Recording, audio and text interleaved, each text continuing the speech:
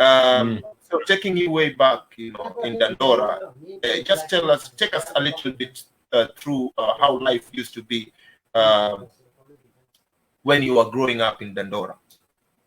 Unajua tukigrow up mtaani, you didn't know that vitu ni mbaya because hiyo ni reality yako kila siku, that's all you know, unaona. But when tulienda kutoka ndio kumbe kuna but also within Dandora ulikuwa unaona ule baba yake anaweza nunua bike, baba yako hizi nunua bike. Wale wako na TV, si hatuna TV. So hizo differences zilikuwa ni kubaya yani, unaona. So basically to grow up in a spirit where kulikuwa na a lot of crime, a lot of poverty, but you didn't know anything because that's all you know. But God come through kidogo yani that we're able to live. Now I don't think, of course, living is the only option, but I feel like now I have a better understanding about what God andakanifanye ama hiyo community venye iko, but ilikuwa haikuwa poa venye tulikuwa na grow up. A lot of young people killed, wase wengi wali die. We are lucky that we didn't. Me joke every time that I was supposed to live only until 25 years yani, because ile environment me grow up haikuwa supportive ya wase wa young ka sisi. Yeah, and just hapo about the life in Dandora, we understand that Dandora produce one of the best, and produce I mean many artists, best artists. I'm talking about hip hop, I'm talking about Uko Flani, I'm talking about Mau Mau, I'm talking about Keishaka, kina wenyeji, hapo. And apart from music also, pia kuna watu ambao they made it through their talent, like sports and all that. But I understand that you guys, being youth, growing up in Dandora back then, mulikuwa, there is something that brought you together. I mean, and that was music. Kwa sababu you started as a group. You didn't start as a solo artist. You started as a group because you umetokea kwa Mau Mau. I mean, that is where you started in. So tell us more about how, at what point you decided like this is the time now I want to do music as a career. Unajua uzuri nilianza muziki when I was young, nilikuwa mtoi, so when I high school, so music was more of an identity thing, because for mtaani yani either ulikuwa associated na wezi ama you're doing something else. So for me, when muziki ilianza kufanya, like all the people wale walikuwa na geto warembo, wala walikuwa na viatu poa, ilikuwa ni wezi, unaona. So but when Uko Flani Mau Mau started, we had a Mau Mau started, we had an alternative ya venye unaweza hanga ya venye ya identity na get. So tukaanza kuitwa wasoma yoyo, vitu kaa hizo, unaona, because now we had identity. So I was doing it more of an identity thing because I have a group of people I'm hanging out with. But now later, the more I did it, when I'm saying alikuwa willing kulipa, the first amount of money I was paid was 3,000. Na hiyo 3,000 it was msee alikuwa like, ni aje, hatuwezi ku afford, but tuko na 3k, unaweza kama tukulipe tu fare uperform. Hiyo ndio siku nilijua kumbe iko na value hii kitu, and people are willing to pay for it. But all along I was just doing it because identity and love, na that's the only thing wasa walikuwa na kulike nayo. So warembo unaweza ingiza box na hiyo wase mtaani ukiwa na Drake na kurespect zaidi sababu wewe ni rapper. So hizo ilianza hivyo at least. Yeah, and wow, sawa. And ulipokuwa unaanza muziki back then with kina Kalamashaka, I mean kina Mau Mau, there was a time that you got stamped as one of the members. It took a struggle for you to even get recognized as one of the members, because back then the game was so tight. Now it's all about your punchline, your creativity, and your style, because being one of them but coming up with a different style, and one one time you performed at F2. Mimi mwenye perform F2 nilipokuwa Nairobi, nilipokuwa naangaika kuhusu mambo ya muziki. Kushika mic pale sio mchezo. Kushika mic back then was okay. Yeah.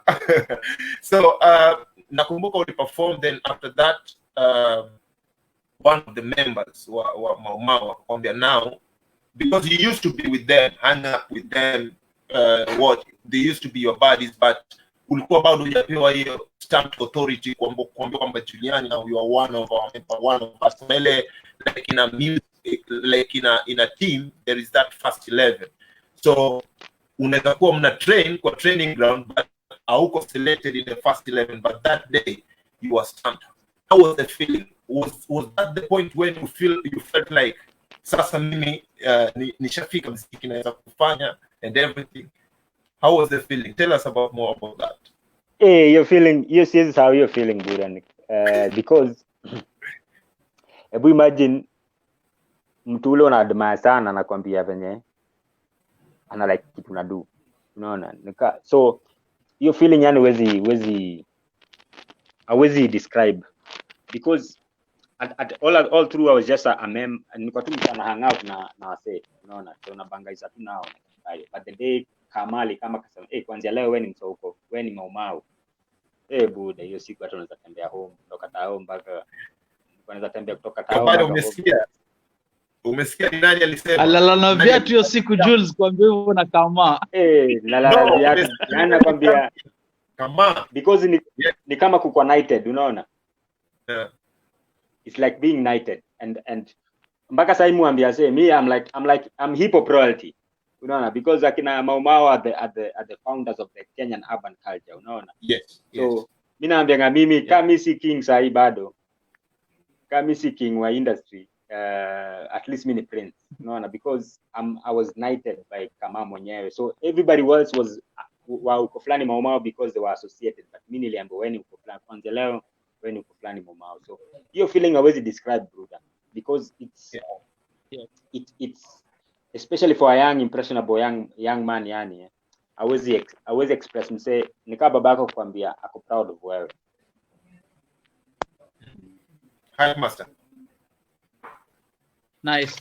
Jules, I know that you have a couple of records that you know, like zimekuwa hits, zimekuwa mpaka mega hits, unajua. I know you have a lot of like albums ziko nje with a lot of tracks and that people wamekuwa kisikiza all the time. But tell us, that's the first that feeling that you had when you hit the studio to record your first song. You know, how was it? And then how did you like ulikuwa na maoni gani, ulikuwa unajua matumaini gani, watu watachukulia vipi track ambayo nimerecord the first day, you know? How was the feeling though?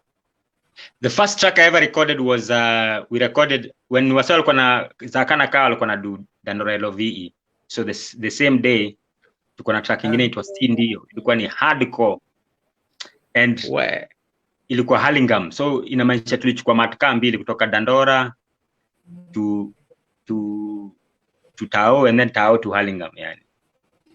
But hiyo feeling ulikuwa kwa studio, yani unaona yani dreams zako zina come true. Unajua all through my life nimeona one or two things that zime show that niko in the right direction basically, unaona. So yes, when niliingia studio, yani buda nilifeel yani nimemake it sasa, yani hata sikuwa nataka anything from there, unaona. So those are the most monumental times yani ya my life yangu, yani that siwezi sahau.